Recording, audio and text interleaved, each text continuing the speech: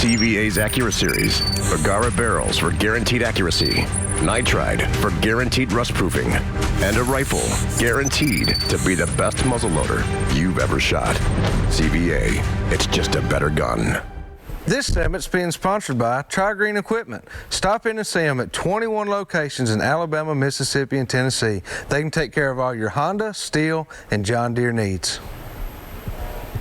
All right, guys, we're going to go ahead over now and introduce a brand new sponsor to this segment that's going to be coming up, and that's Soul Shine Pizza. They're over in Franklin, Tennessee, and my good buddy Steve Brandon is the owner over there. And what I want, what it is these guys, Steve has taken over this place in the last year or so, and absolutely it is fantastic. I can't say enough about it. And another thing too I want to mention about Steve is he is a local outdoorsman, just like we are. Loves to hunt and fish. That's actually how I know him.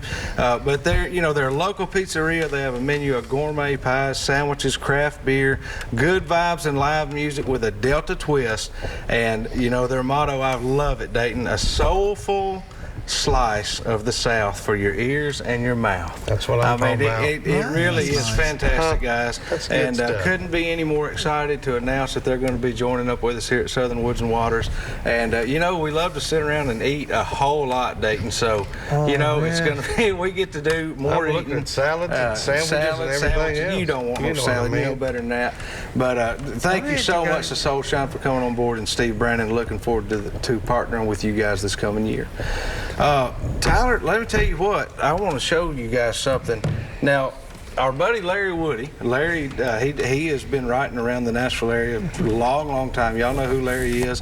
But he put this in the newspaper. Now, where was this at? In the Dixon Post? Is that right? Yes. So now, and I've got more copies if anybody wants one. Yeah, he said Tyler will send out signed copies to anybody that needs them. I'm gonna sign that one for you tonight. But you made it into the Dixon Post, so now you got your first deal. You got to go to Hope. Now you've been on TV.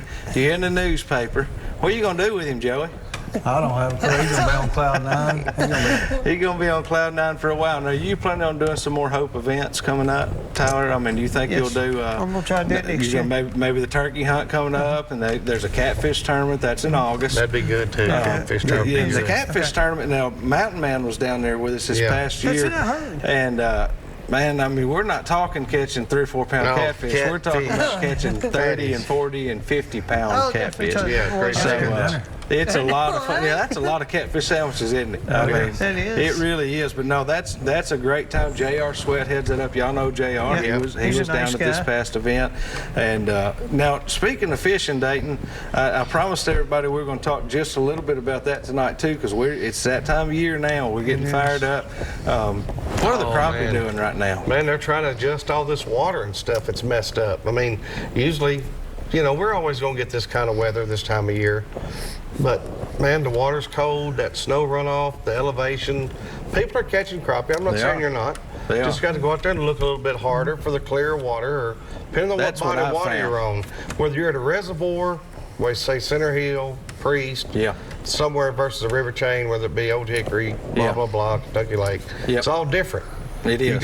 Your techniques might be the same, which they are, but you're still fishing different water. You are. Now, on Old Hickory, what we've noticed, we found most of our fish in the last couple of weeks in 8 to 12 foot of water. Yeah. But it can vary as to where they want to be. Right. We found them a couple of weeks ago. It was a little warmer. I mean, this is all reversed. Now it's freezing cold. A couple of weeks ago, it was 70 degrees. I was going to get into that. And they were getting into that, the water up in your boat docks and your brush piles and your creeks. More of the areas you would think they'd be moving to.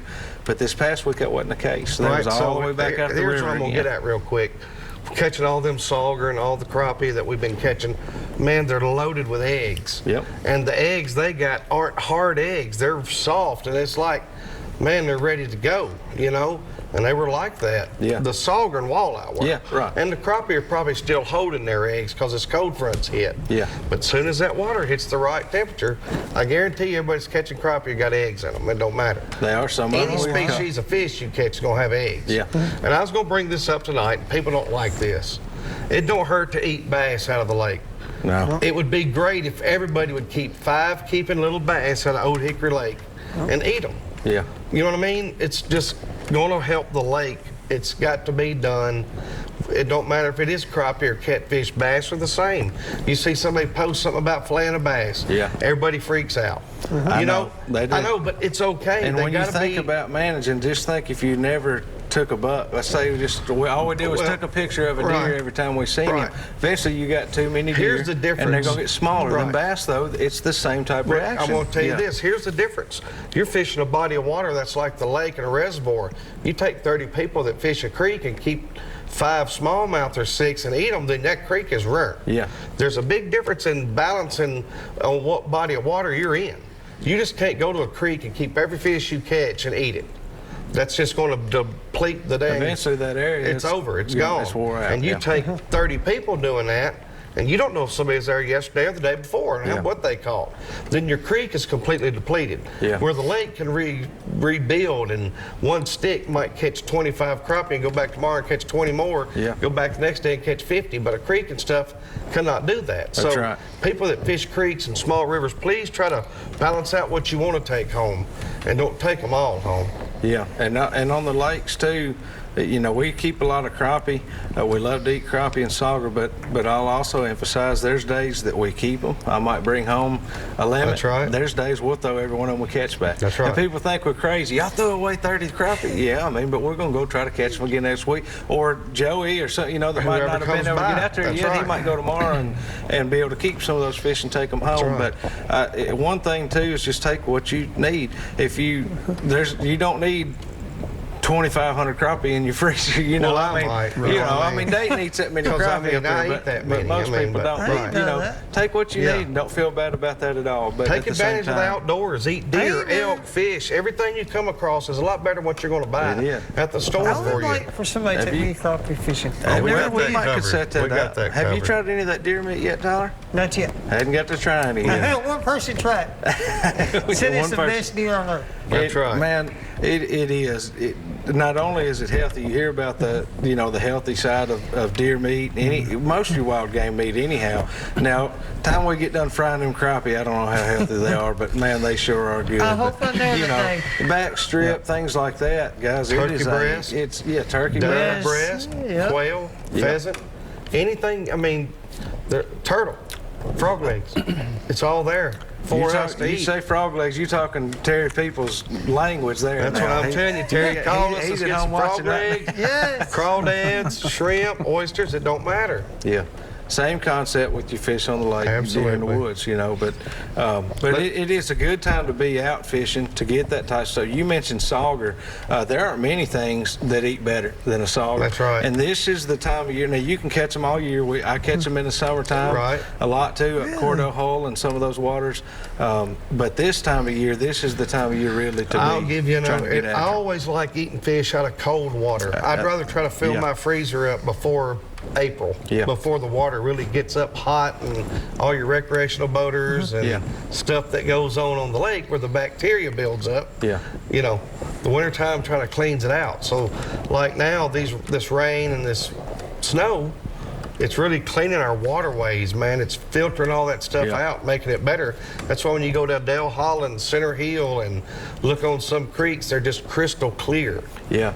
Well, when we were out, we were doing a little filming in Old Hickory. I guess it was about 2 weeks ago, before all these heavy rains and things came in. And I was fishing with my cousin. We had a great day that day. But I mentioned to him that day, I've fished Old Hickory my entire life. And that day was probably the cleanest I ever saw the water look on Old Hickory Lake ever. You could see a couple feet down, you know, the dock posts and things like that. And I had to think for a minute that I was even on Old Hickory Lake, you know, but it was really starting to turn. And you can tell those days, like when you go outside and you breathe the air in, it's a little cooler air, you got more oxygen. I mean, it's just a lot. It all works together. It all works together. It does. Well, guys, we're going to get ready to take another quick break. We'll be right back here in just a minute with this week's calendar of events and some more Southern Woods and Waters.